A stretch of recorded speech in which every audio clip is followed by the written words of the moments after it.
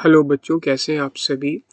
आज हम NCERT solution series के इस वीडियो में क्लास 12th मैथमेटिक्स का एक्सरसाइज 11.3 का बाकी के जितने भी क्वेश्चंस हैं उनको कंप्लीट करेंगे और 11.3 एक्सरसाइज को कंप्लीट करेंगे।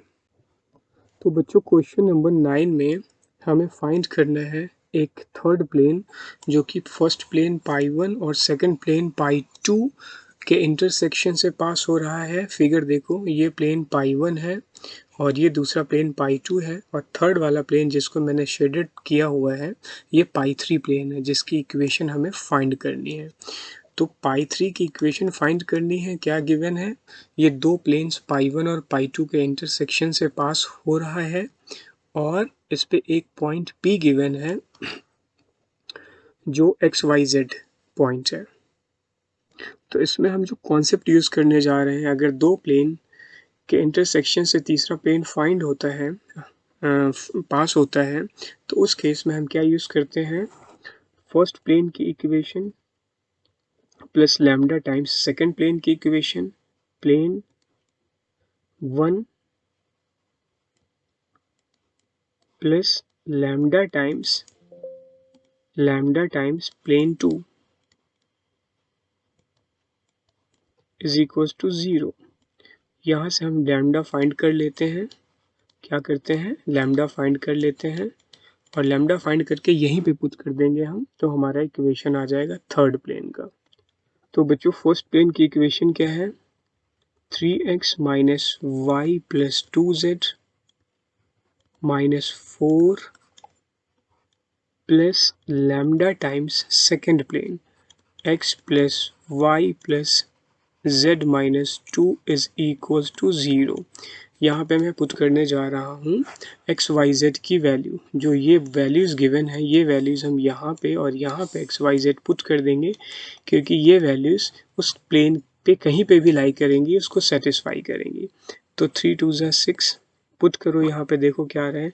3 2 ज़ा 6 minus 2 plus 2 minus 4 plus lambda times यहाँ पे क्या आ जाएगा? 2 प्लस 2 प्लस 1 माइनस 2। यहाँ से आप लैम्डा फाइंड कर लो। लैम्डा यहाँ से आ जाएगा हमारा -2 लैम्डा इक्वल्स टू 3, तो -2/3 आ जाएगा।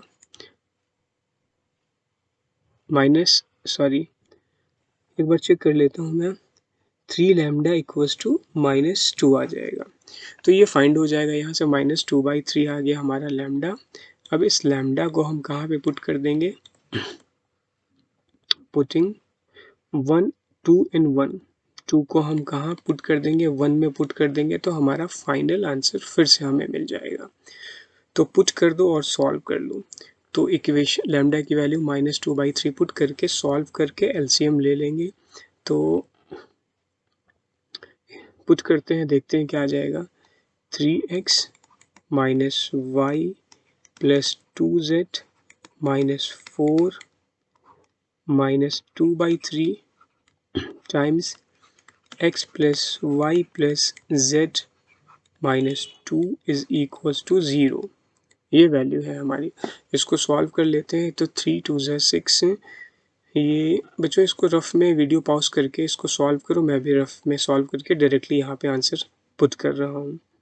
तो इसका आंसर आ जाएगा 7x minus 5y plus 4z minus is equal two plus का 8। तो आप सिंपल ऐड सब्ट्रैक्ट है, आप खुद से करो, ज़्यादा नहीं तो वीडियो लॉन्ग होता चला जाएगा। तो ये हमारी थर्ड इक्वेशन हो गई। तो this is the required equation of plane pi 3। ये हमारी पाई 3 की थर्ड इक्वेशन, जो थर्ड प्लेन है पाई 3, इसकी इक्वेशन आ गई। क्वेश्चन नंबर 10 में देखते हैं कि हमें दो इक्वेशन गिवन है प्लेन की और हमें तीसरी इक्वेशन फाइंड करनी है जो इनके इंटरसेक्शन से पास हो रही है और इस 2 1 3 जो कि आर वेक्टर है, आर वेक्टर से पास हो रही है। तो यहाँ पे हमें गिवन है प्लेन पाई 1 और प्लेन पाई 2, और आप ये जो डार्क ब्लू कलर की लाइन देख रहे हो, ये इंटरसेक्शन पॉइंट है इनका, और यहाँ से एक प्लेन ये जिसको मैंने शेडेड किया हुआ है ये पाई 3 पास हो रहा है और इस पाई 3 पे एक पॉइंट गिवन है P जिसका पोजीशन वेक्टर हम R ले लेते हैं और पाई 3 की इक्वेशन हमें फाइंड करनी है। तो इसमें जो हम कॉन्सेप्ट यूज़ करने जा रहे हैं वो क्या है कॉन्सेप्ट, देखो ये कार्टेशियन इक्वेशन है। क्वेश्चन नंबर 9 में सॉरी वेक्टर इक्वेशन है और क्वेश्चन नंबर 9 में हमें कार्टेशियन इक्वेशन गिवन थी। तो कॉन्सेप्ट वही रहेगा बच्चों, कॉन्सेप्ट बिल्कुल वही रहेगा। प्लेन यहाँ से प्लेन वन की equation plus lambda times plane 2 की इक्वेशन, प्लेन 2 की equation is equals to 0 put कर देंगे एंड पुट, यहाँ पे पुट कर देंगे हम, पुटिंग आर वेक्टर हमारा क्या है, यहाँ से आर वेक्टर फाइंड कर लो with respect to origin 2i cap, r vector है ये, r vector equals to 2i cap plus 1j cap plus 3k cap. ये वैल्यू हम यहाँ पे पुट कर देंगे इन 1, ये इक्वेशन हमारी क्या है 1 है, 1 में पुट कर देंगे इसको। तो लिखते हैं बच्चों ज़रा, तो शुरू करते हैं। देखो आर डॉट फर्स्ट प्लेन की इक्वेशन लिख रहा हूँ मैं, 2i cap plus 2j cap minus 3k cap minus 7 को लेफ्ट में लेके आना है, याद रखना है आपको, इज इक्वल्स टू 0 है ना तब, प्लस लैम्डा टाइम्स दूसरा वेक्टर क्या है लैम्डा टाइम्स, यहाँ पे इसको ऐसे लिखते हैं plus lambda times square bracket में r dot 2i cap plus 5j cap plus 3k cap, ये ब्रैकेट हमने क्लोज कर दिया। अब इसके बाद में -9, याद रखना है बच्चों ये लैम्डा से पूरा मल्टीप्लाई है, इज इक्वल्स टू 0, ये आ जाएगा। ये हमारा फिगर यहाँ से सेपरेट है, फिगर को अलग कर लेते हैं ऐसे। चलो तो यहाँ पे हम ज़रा आर के वेक्टर्स को सेपरेट करने से पहले, आर की वैल्यू पुट करने से पहले मैं थोड़ा सा इसको सेपरेट कर लेता हूँ। देखो बच्चों आर डॉट क्या आ जाएगा, पहले वेक्टर से 2i, तो यहाँ से 2 प्लस सेकेंड वेक्टर यहाँ से 2 lambda times i cap plus next दे बताओ ज़रा जे के लिए क्या आ जाएगा, 2 प्लस 5 लैम्डा सेकेंड में है, ये जे कैप आ गया। नेक्स्ट प्लस 3 लैम्डा, ये आ गया के वेक्टर, के कैप। नेक्स्ट यहाँ पे क्या रहता है ब्रैकेट क्लोज करके, माइनस क्या क्या रहता है -7 और -9 अभी हमारे एज इट इज रहते हैं, इनको हम पुट कर देते हैं। तो ये -7 -9 के साथ में लैम्डा आ जाएगा इज इक्वल्स टू 0। अब हम यहाँ पे r को पुट करेंगे तो ज़्यादा बेटर होगा। अब हम r इक्वल्स टू कितना है हमारा 2i cap plus 5j cap plus 3k cap इन 2, यहाँ पे पुट कर दो 2 में बच्चों, तो क्या आ जाएगा, पुट करो 2i cap plus 5j cap plus 3k cap dot, ये पूरी की पूरी value as it is copy कर देते हैं और इसको सॉल्व कर लेते हैं। फिर क्या है 2 plus 2 lambda i cap plus 2 plus 5 lambda j cap plus 3 plus 3 lambda k cap bracket minus 7 minus 9 lambda is equals to 0। अब देखो i के साथ में i का कॉम्पोनेंट, j के साथ में j का कॉम्पोनेंट और k के साथ में k के कॉम्पोनेंट आ जाएंगे और i स्क्वायर 1 हो जाएगा, k स्क्वायर 1 हो जाएगा और j स्क्वायर भी 1 हो जाएगा। तो इनको पुट करके और इसको सॉल्व करते हैं। तो 2 2 जा i के साथ i करेंगे दोनों ब्रैकेट के, तो 2 2 जा 4 plus 4 lambda plus next term क्या आ जाएगा 5 प्लस 2 प्लस 5 लैम्डा क्या आ जाएगा बच्चों 2 + 5 लैम्डा, और नेक्स्ट क्या है प्लस -9 प्लस कितना हो जाएगा 9 लैम्डा -7 -9 लैम्डा इक्वल्स टू 0। यहाँ से ब्रैकेट ब्रेक करके लैम्डा को रफ में सॉल्व करो। लैम्डा कितना आ रहा है बच्चों, वीडियो पॉज करके चेक करो। लैम्डा आ रहा है 10/9, ये लैम्डा आ गया। अब इस लैम्डा को हम बैक पुट कर देंगे कहाँ पे, इक्वेशन 2 में। इक्वेशन 2 में पुट कर देंगे तो हमारी रिक्वायर्ड वैल्यू आ जाएगी थर्ड प्लेन की। पुटिंग लैम्डा इन 2, तो रिक्वायर्ड इक्वेशन हमारी जो भी आएगी वो हम पुट कर देंगे आर डॉट पुट करके और सॉल्व कर लेंगे। आर डॉट लैम्डा को आप यहाँ पे भी पुट कर सकते थे डायरेक्टली, यहाँ पुट करके ये रिलेट कर सकते थे, या आप सीधे कंफ्यूज हो रहे हो तो यहीं पे पुट करो, यहाँ पे और यहाँ पे पुट करके सॉल्व कर लो। तो मैं डायरेक्टली पुट करके आंसर लिख रहा हूँ, आप वीडियो पॉज करके रफ में पुट करिए प्लीज़ और इसको लिखिए। तो आर डॉट कितना आ जाएगा यहाँ पे 38i + 68j + 3k is equals to 153। ये हमारी रिक्वायर्ड इक्वेशन आ गई प्लेन की π3 की। तो बच्चों क्वेश्चन नंबर 11 काफ़ी इम्पोर्टेंट क्वेश्चन है, आप इसको इम्पोर्टेंट पे मार्क कर सकते हैं। ये क्वेश्चन थोड़ा सा इसका फर्स्ट पार्ट इसका क्वेश्चन नंबर 9 से टैली करता है। क्वेश्चन नंबर 9 में हमने क्या कहा था कि फर्स्ट प्लेन की इक्वेशन, फर्स्ट प्लेन देखो क्वेश्चन समझ लो पहले, ये क्या है 11th, फर्स्ट 2 प्लेन पे क्या है पास हो रहा है तीसरा प्लेन, और क्या है थर्ड प्लेन के परपेंडिकुलर है। तो फर्स्ट प्लेन की इक्वेशन कैसे करते थे, फर्स्ट प्लेन की equation plus lambda times second plane की इक्वेशन, सेकंड प्लेन की इक्वेशन इज इक्वल्स टू 0। अब यहाँ से ज़रा इसको देखो, x के कंपोनेंट अगर मैं बाहर ले लूँ तो क्या आ जाएगा 1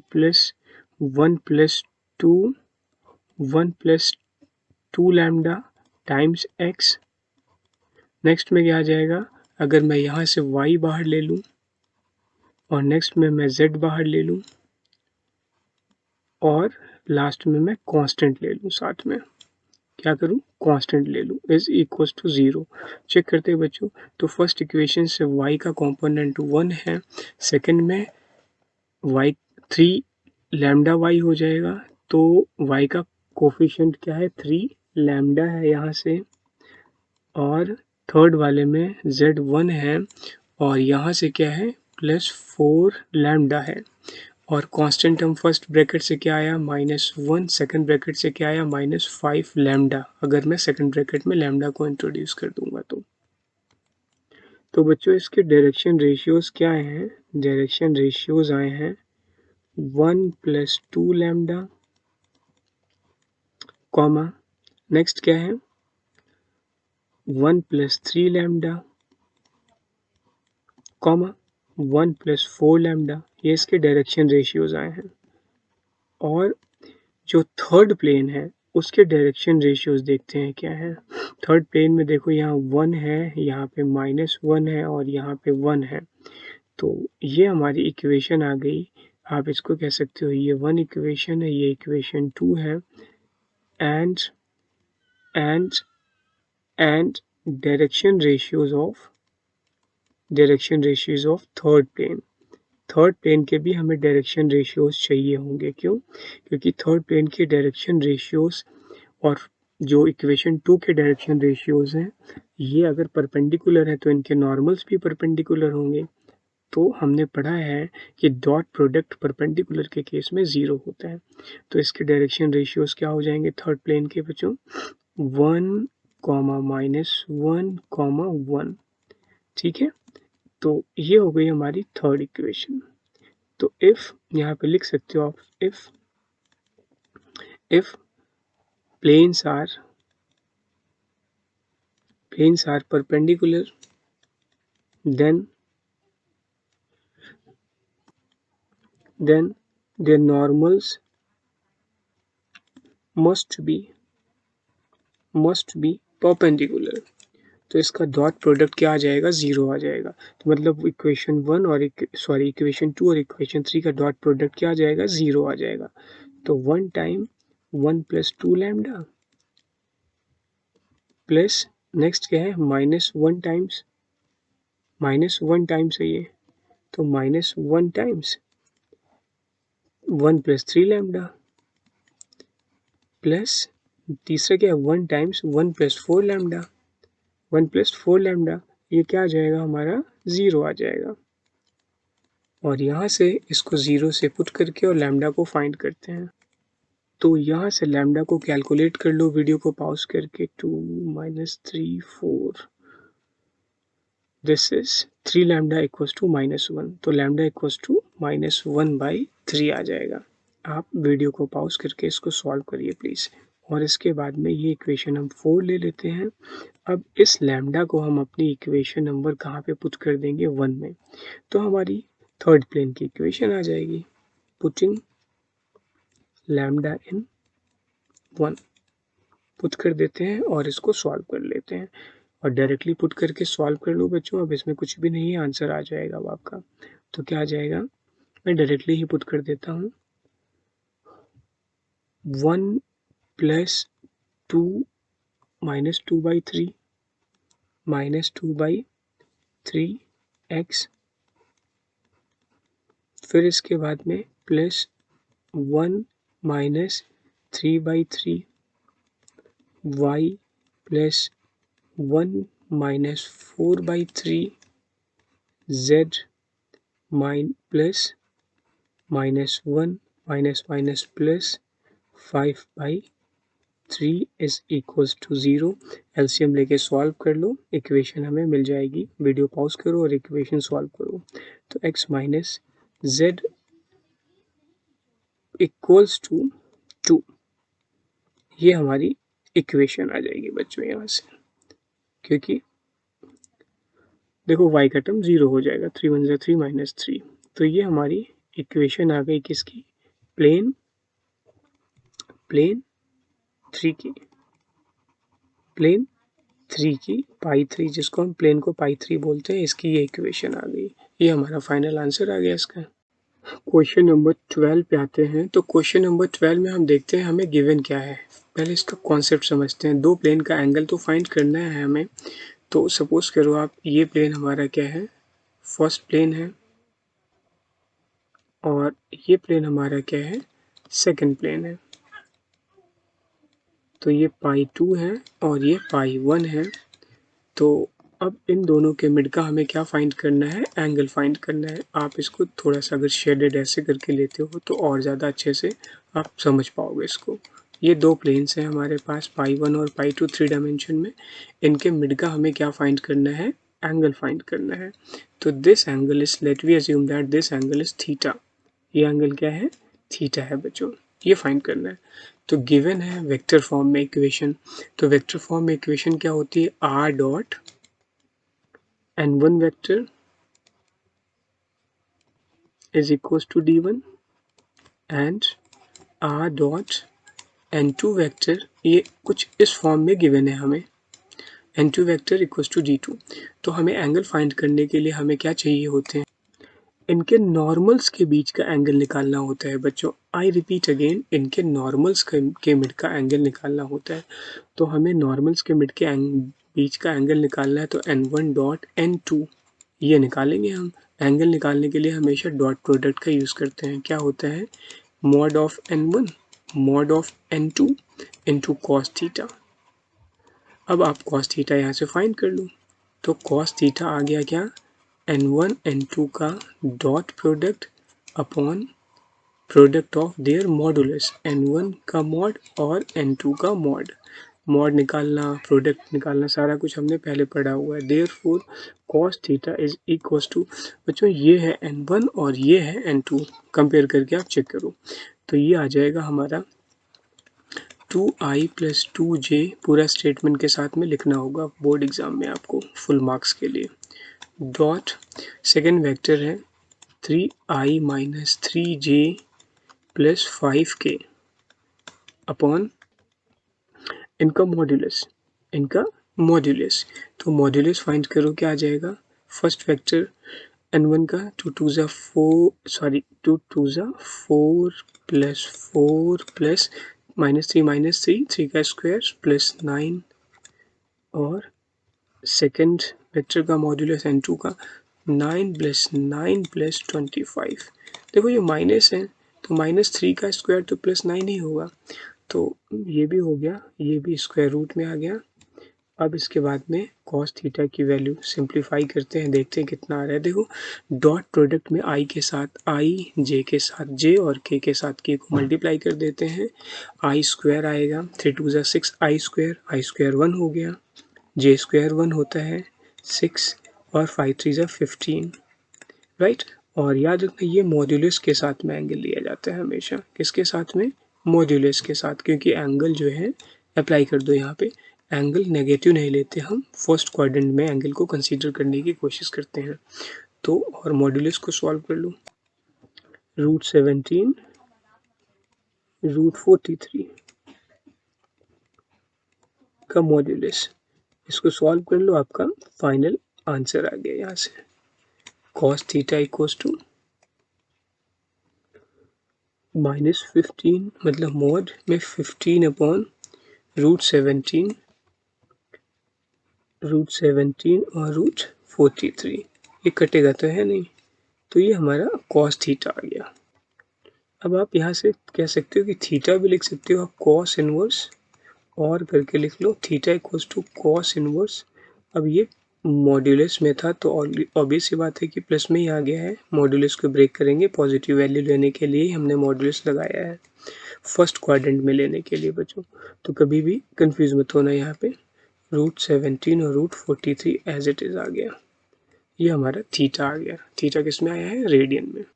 क्वेश्चन नंबर 13 का ए पार्ट देखते हैं। इसमें हमें बताना है कि प्लेन्स पैरेलल हैं या परपेंडिकुलर हैं, और अगर पैरेलल या परपेंडिकुलर नहीं है तो ये एक पर्टिकुलर एंगल बनाएंगे ईच अदर से, और वो एंगल हमें फाइंड करना है। तो चेक, सबसे पहले तो बच्चों इसको हम देखते हैं कि प्लेन्स को हम लिख कैसे सकते हैं। देखो यहाँ से आप कह सकते हो कि ये first plane a1x plus b1y plus c1z plus d1 is equal to 0, ये प्लेन 1 है।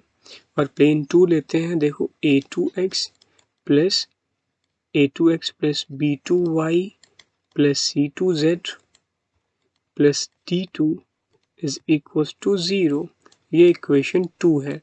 तो आपको ये बताना है कि ये प्लेन्स पैरेलल या परपेंडिकुलर है, इसके लिए हमें direction ratios of the normal of the plane find करने होंगे। क्या फाइंड करना होगा? Direction ratios of the normal of the plane. तो फाइंड करते हैं। तो फर्स्ट के लिए direction ratios of the normal of the plane, तो बच्चों r.n अगर वेक्टर फॉर्म होता है तो n direction ratio of normal होता है। तो यहाँ पे जो प्लेन 1 है तो यहाँ पे प्लेन 1 ले लो और यहाँ पे प्लेन 2 ले लो, इनके डायरेक्शन रेशियोज हमें निकालने हैं सबसे पहले। तो देखते हैं प्लेन 1 का डायरेक्शन रेशियो क्या है नॉर्मल टू दी प्लेन के। तो यहाँ पे जो टर्म्स हमारे a1 b1 c1 है, ये इसके आ जाएंगे a1 b1 c1, और इसके direction ratios normal to of the plane आ जाएंगे a2 b2 और c2, a2 b2 और c2, ये आ जाएंगे इसके direction ratios normal of the plane के। तो अगर ये डायरेक्शन रेशियोज, तो यहाँ पे देखो दो चीज़ें हम समझने जा रहे हैं बहुत इंपॉर्टेंट। इफ़ लाइन्स आर, पहले कॉन्सेप्ट समझ लेते हैं फिर क्वेश्चन तो 1 मिनट में हो जाएगा। If lines are perpendicular then direction ratios का डॉट प्रोडक्ट 0 होगा। Then a1 a2 plus b1 b2 plus b1 b2 plus c1 c2 क्या आ जाएगा? 0 आ जाएगा। b1 b2 C1 C2 0 आ जाएगा। ये फर्स्ट कंडीशन है। और सेकंड कंडीशन क्या है, इफ लाइंस आर पैरेलल तो देन तो इनके डायरेक्शन रेशियोज प्रोपोर्शनल आ जाएंगे। A1 upon A2 is equals to B1 upon B2 is equals to C1 upon C2 आ जाएगा। तो ये या तो कंडीशन होगी फर्स्ट इक्वेशन की या तो सेकंड इक्वेशन की। और अगर ये नहीं होता है, इफ द लाइंस नहीं, यहाँ पे प्लेन्स हैं बच्चों, वो लाइंस चल रहा था पहले तो लाइंस मेरे माइंड में था, यहाँ पे हमारे क्या है, ये प्लेन्स हैं। तो इफ द प्लेन्स तो if the planes are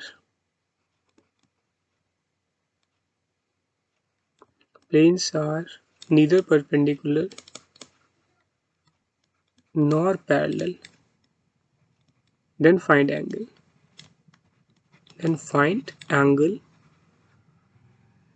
between them। तो फिर हमें इनके मिड का एंगल फाइंड करना पड़ेगा बच्चों। तो एंगल फाइंड करने के लिए क्या था फार्मूला, अभी हमने किया था पहले वाले क्वेश्चन में। क्या आ जाएगा, A1 A2 plus B1 B2 plus C1 C2 upon individual direction ratios का मॉडुलस। A1 का स्क्वायर प्लस A2 का स्क्वायर प्लस A3 का square into second direction ratio का मॉडुलस।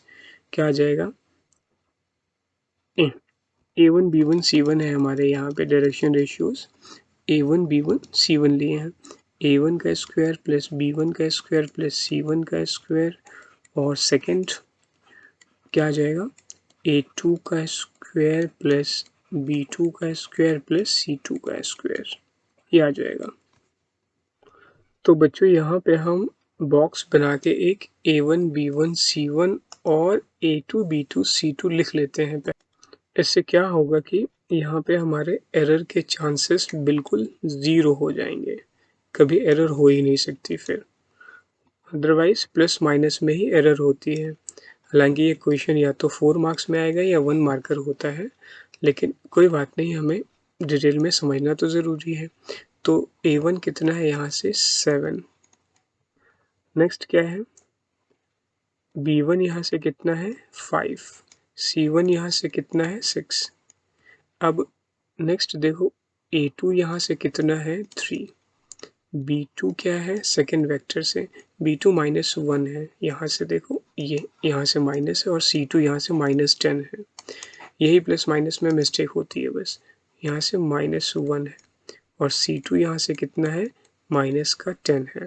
तो बच्चों यहाँ पे चेक करते हैं ज़रा, दिस का प्रोडक्ट और दिस का प्रोडक्ट ये ज़ीरो के इक्वल नहीं आ रहा है, तो इट मीन्स ये परपेंडिकुलर तो नहीं है। अब ये साइड्स अगर प्रोपोर्शनल है, देखते हैं 7/3 इक्वल ही नहीं है 5/-1 के, पहला ही इक्वल नहीं है तो दूसरा कहाँ से इक्वल होगा फिर। तो ये कंडीशन भी हमारी फेल हो गई और फर्स्ट कंडीशन भी फेल हो गई। तो इसका मतलब ये ना तो पैरेलल है और ना तो परपेंडिकुलर है। अब हमें यहाँ पे क्या फाइंड करना है, अब हमें यहाँ पे फाइंड करना है इनका एंगल। तो एंगल फाइंड करने के लिए डायरेक्टली आप यहाँ पे पुट कर दो और ये एंगल आ जाएगा।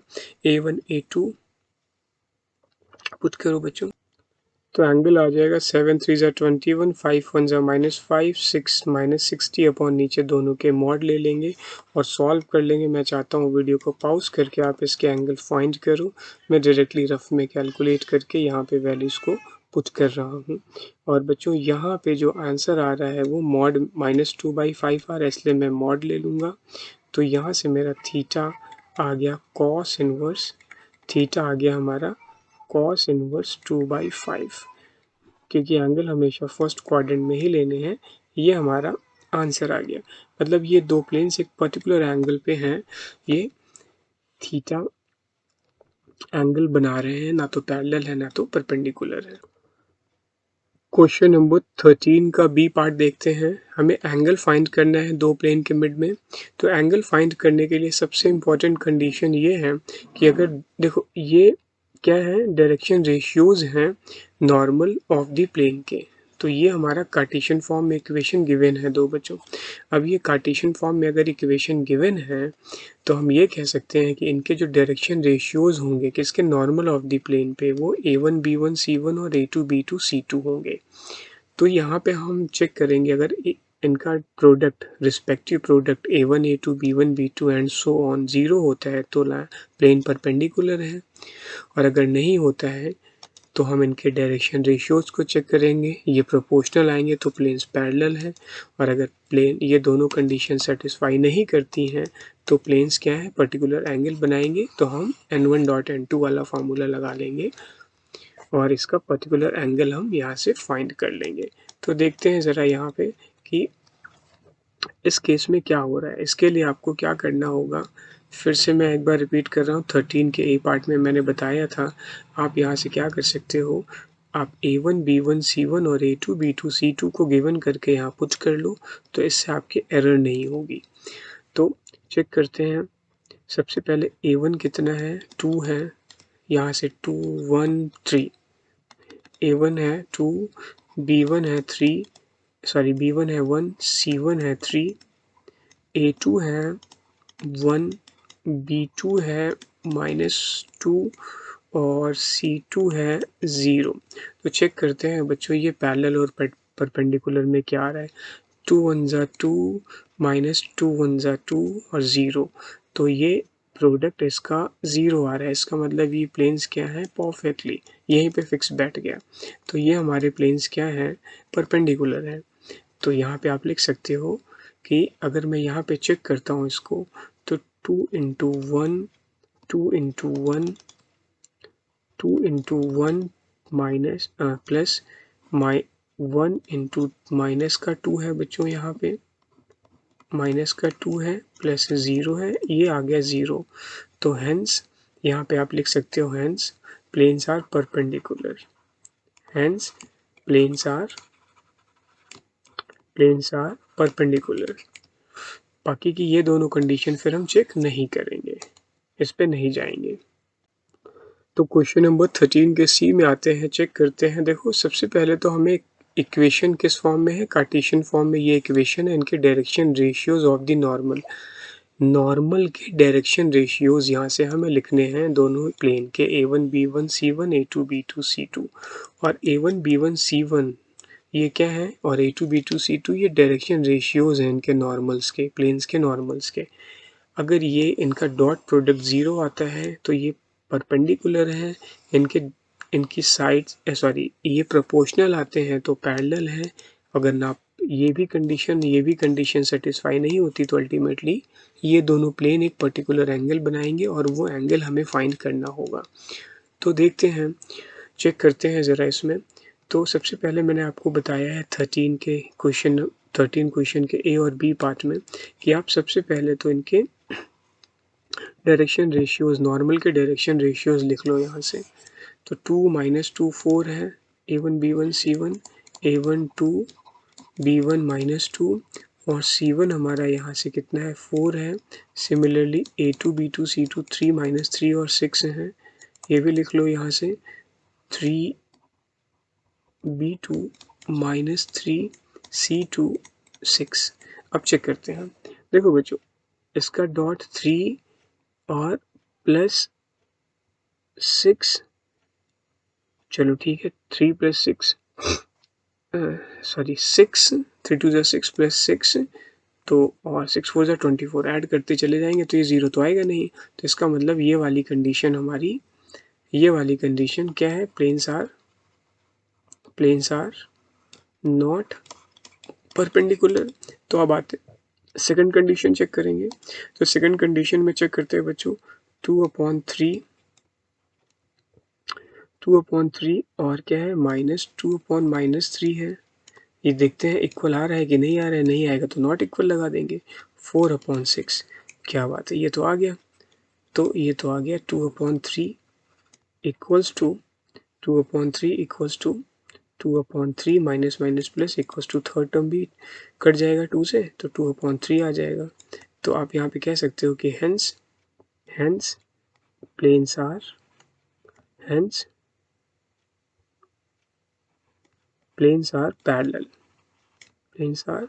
Parallel to each other. तो ये आंसर आ गया इसका। क्वेश्चन नंबर 13 के डी में आते हैं और चेक करते हैं कि प्लेन्स पैरेलल हैं या परपेंडिकुलर हैं। अगर पैरेलल परपेंडिकुलर नहीं है तो एक पर्टिकुलर एंगल बनाएंगे प्लेन्स और वो एंगल हमें फाइंड करना होगा। तो सबसे पहले तो देखो बच्चों, ये कार्टेशियन इक्वेशन गिवन है प्लेन्स की, तो ये कार्टेशियन इक्वेशन हमने यहाँ पुट कर दी। अब कार्टेशियन इक्वेशन में जो a1 b1 c1 है और a2 b2 c2 है, ये प्लेन्स के नॉर्मल क्या है, ये प्लेन्स के नॉर्मल है, नॉर्मल वेक्टर है। तो इनके नॉर्मल वेक्टर को हम सबसे पहले तो a1 b1 c1 और a2 b2 c2 से रिप्रेजेंट कर लेंगे और नोट कर लेंगे। तो आपको मैंने पहले क्वेश्चन नंबर 13 के ए बी और सी पार्ट में बताया है कि अगर ऐसे आप लिख लोगे a1 b1 c1 तो एरर के चांसेस बिल्कुल यहाँ 0 हो जाएंगे। तो यहाँ से देखो 2 - 1 3 और यहाँ से a2 b2 c2 क्या है, 2 - 1 और 3। क्या बात है। तो ये तो सेम सेम आ रहा है। a1 कितना आ रहा है 2, b1 कितना आ रहा है -1, c1 कितना आ रहा है 3, a2 कितना आ रहा है 2, b2 कितना आ रहा है -1, c2 कितना आ रहा है 3।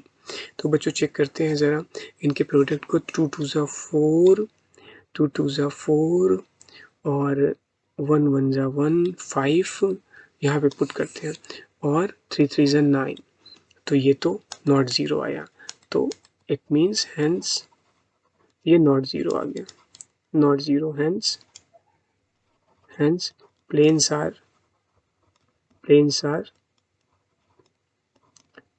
Not perpendicular. अब पैरेलल चेक करते हैं बच्चों। तो 2/2 1 आ गया, -1/1 1 आ गया, 3/3 1 आ गया। क्या बात है। तो ये हो गया हमारा यहाँ पे ratios 2/2 is equal to -1/-1 equal to 3/3।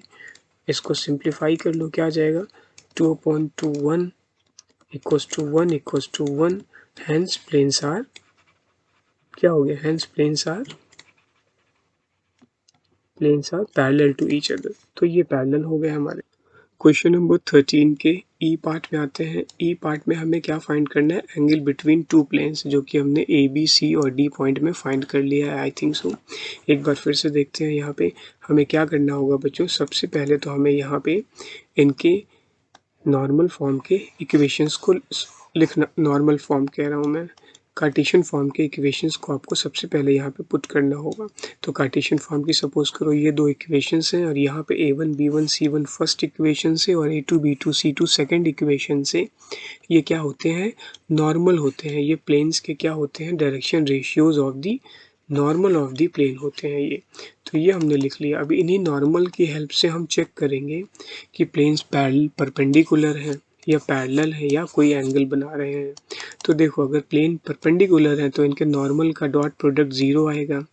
तो चेक करते हैं। और अगर पैरेलल है तो इनके नॉर्मल वेक्टर का डायरेक्ट रेशियो जो है प्रोपोर्शनल आएगा। और अगर ना तो पैरेलल ना परपेंडिकुलर है तो पर्टिकुलर एंगल बनाएंगे प्लेन्स, वो एंगल हम फाइंड कर लेंगे। तो चेक करते हैं बच्चों यहाँ पे। और मैंने आपको पहले भी बताया है क्वेश्चन नंबर 13 ABCD में कि आप ऐसा कर सकते हो कि यहाँ पे सबसे पहले A1 4 A1 B1 और C1 यहाँ से लिख लो। क्या है 4 8 और 1, इससे कभी एरर नहीं होगी आपकी। A1 4 है और B1 कितना है 8 है, C1 कितना है आपका 1 है। सिमिलरली A2 कितना है 1 है, यहाँ से सॉरी देखो एरर से बच गया ना। A1 यहाँ 0 है, इसको 0x + 1y + 1z लिखोगे ना ऐसे। तो यहाँ से क्या है A1 0 है, A2 0 है और B2 कितना है 1 है और C2 कितना है 1 है। तो चेक करते हैं बच्चों। देखो ज़रा 4 0 ज़ा 0 8 और 1, 8 1 ज़ा 8 + 1 9 आ जाएगा। तो ये 9 आ जाएगा। तो 9 not equals to 0। Hence planes are not perpendicular. अब पैरेलल चेक करते हैं, तो पैरेलल के लिए 4/0, माई गॉड ये तो इन्फिनिटी आ गया, is equals to 8/1 is equals to 1/1 not आ गया यहाँ पे, हेंस प्लेन्स पैरेलल भी नहीं है, hence planes are not parallel. Parallel का भी केस खत्म हो गया। अब अगर पैरेलल परपेंडिकुलर नहीं है तो ये एंगल बनाएंगे। तो एंगल के लिए हमें क्या फाइंड करना होगा, यहाँ से cos थीटा फाइंड करना होगा। तो ये वैल्यू जो भी आई थी वो आप पुट कर दो यहाँ पे। ये कितनी यहाँ पे आई थी बच्चों, इसको यहाँ पे पुट करो। तो यहाँ से चेक करो, ये प्रोडक्ट 9 आया था, ये आप सीधा यहाँ पे पुट कर सकते हो ना। तो ये हमने 9 यहाँ पे सीधा सीधा पुट कर दिया, 9 अपॉन, ये कैलकुलेट करने की दोबारा ज़रूरत नहीं है, 9 अपॉन मॉड इसका, तो मॉड कितना आ जाएगा, a² b² c² a1, ये 4 जा 16 प्लस 64 यहाँ से पुट कर दो, क्या आ जाएगा 4 जा 16 प्लस 8 जा 64 प्लस 1 और सेकंड का क्या आ जाएगा 10112 आ जाएगा रूट में। तो यहाँ से हम cos थीटा 9 अपॉन कितना आ जाएगा, चेक करो। तो ये आ रहा है हमारा 81 को हम लिख सकते हैं, क्या लिख सकते हैं 9√2। रैशनलाइज कर लेंगे इसको, देखो इंटरेस्टिंग पार्ट बन गया ये, cos theta equals to, rationalise कर लेंगे 9 से 9 कट गया, या आप ऐसे ही लिख सकते हो 9 से 9 कट गया 1/√2 हो गया। तो 1/√2 की थीटा की वैल्यू क्या होती है, 1/√2 पे थीटा की वैल्यू कितनी होती है, cos 45 equals to cos theta, तो थीटा इक्वल्स टू 45 डिग्री, या रेडियन में आप कह सकते हो π/4 आ जाएगा। क्वेश्चन नंबर 14 पे आते हैं। तो 14 में हमें क्या है, एक प्लेन की इक्वेशन गिवन है और इस प्लेन से 0 0 0 मतलब ओरिजिन से जो भी डिस्टेंस होगी वो डिस्टेंस हमें फाइंड करनी है। सेकंड केस में एक प्लेन गिवन है और इसकी 3 - 2 1 एक वेक्टर गिवन है, डिस्टेंस यहाँ से ले सकते हैं, उस डिस्टेंस को हमें फाइंड करना है। सिमिलरली थर्ड और फोर्थ पार्ट में भी, सी और डी पार्ट में भी यही हमें करना है। तो इसके लिए बच्चों जो हम कॉन्सेप्ट यूज़ करने जा रहे हैं डिस्टेंस का, वो डायरेक्टली फार्मूला है, कोई न्यू कॉन्सेप्ट तो नहीं कह सकते इसको। d equals to ax1 + by1 + cz1 + d upon mod of a² b² c² whole mod, क्योंकि डिस्टेंस ऑलवेज पॉजिटिव में आता है और यूनिट्स जो भी यूनिट्स होंगी इसकी। तो हम यहाँ पे देखो ज़रा, आपको ईच एंड एवरी केस में ये फार्मूला लिखना ही होगा। ईच एंड एवरी केस में पहले फार्मूला लिखना होगा और फिर आप क्वेश्चन को सॉल्व करोगे। तो ए पॉइंट पे आते हैं, देखो ज़रा ए पॉइंट पे हमें जो गिवन है, ए कितना गिवन है, यहाँ पे ए गिवन है ABC, कंफ्यूज मत हो जाना इससे। ए है 3, बी है -4 और सी है हमारा कितना 12। नेक्स्ट क्या गिवन है, और हमें क्या गिवन है, x1 0, y1 0, z1 भी 0। तो पुट कर देते हैं डिस्टेंस के फार्मूले में। तो डिस्टेंस इक्वल्स टू क्या था बच्चों, पुट करो, ये 0 + 0 + 0 + d, ये 3 जब लेफ्ट में आएगा इधर तो -3 हो जाएगा, तो -3 upon mod of a² b² c², 3 3 जा 9 + 16 + 12 12 जा 144। इसको सॉल्व कर लेते हैं, ये हमारा डिस्टेंस आ गया, ये आ जाएगा 169। तो 3/169 मॉड है तो आंसर प्लस में आएगा, 3/169। 169 को आप 13 कह सकते हो यूनिट्स, ये आंसर आ गया सीधा सीधा। डायरेक्टली आप इसको अप्लाई कर सकते हो फार्मूले को। फार्मूला आपको यहाँ पे लिखना ज़रूर है पहले, मैंने फार्मूला एक बार लिख दिया है, बार बार नहीं लिख रहा हूँ मैं। बी पॉइंट में देखते हैं, तो बी पॉइंट में हमारा क्या है, चेक करो ज़रा, ए कितना है, यहाँ से ABC, A2 - 1 2, ABC की वैल्यू पहले लिख लो, इससे एरर नहीं होती अगर हम ऐसे लिख के चलते हैं। तो A है B2, B है -1 और C है हमारा 2। सिमिलरली x1 यहाँ से ये x1 y1 z1 है, तो ये है 3, y1 है -2 और z1 है 1। अब डिस्टेंस फाइंड करते हैं, अप्लाई कर दो यहाँ पे, डिस्टेंस इक्वल्स टू, पुट करते हैं बच्चों और देखते हैं क्या आता है। मॉड में आंसर लेते हैं इसका, तो ये आ जाएगा हमारा कितना, 2 × 3 -2 × 2 +2 × 1, और ये टर्म इधर डी तो इधर तो 0 है तो ये पूरा एज इट इज रहेगा, अपॉन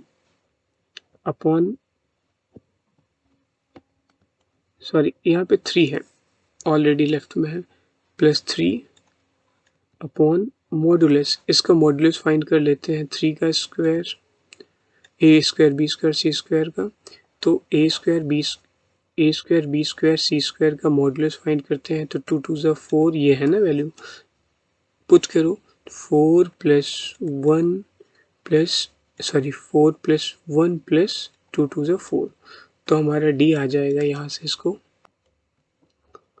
13 अपॉन कितना आ जाएगा ये, 13/8। आप इसको पॉज करके डायरेक्टली फाइंड करो, मैं समझा देता हूँ मैंने क्या किया है। यहाँ पे रफ में मैंने कैलकुलेट कर लिया था पहले, देखो ये 448 और 193 आ गया ना यहाँ पे, ये मुझे यहाँ पे इसको करेक्ट कर लो ज़रा, ये 3 आ गया है ना, ये मैंने बाय मिस्टेक 8 लिख लिया है, 13/3, तो 13/3 हमारा क्या आ गया, फाइनल आंसर आ गया यूनिट्स में। आप वीडियो को पॉज करके कैलकुलेट कर लो प्लीज़। और ये आते हैं सी पॉइंट पे, सी पॉइंट क्या है, फिर से वही है, a1 b1 c1 a2 b2 c2।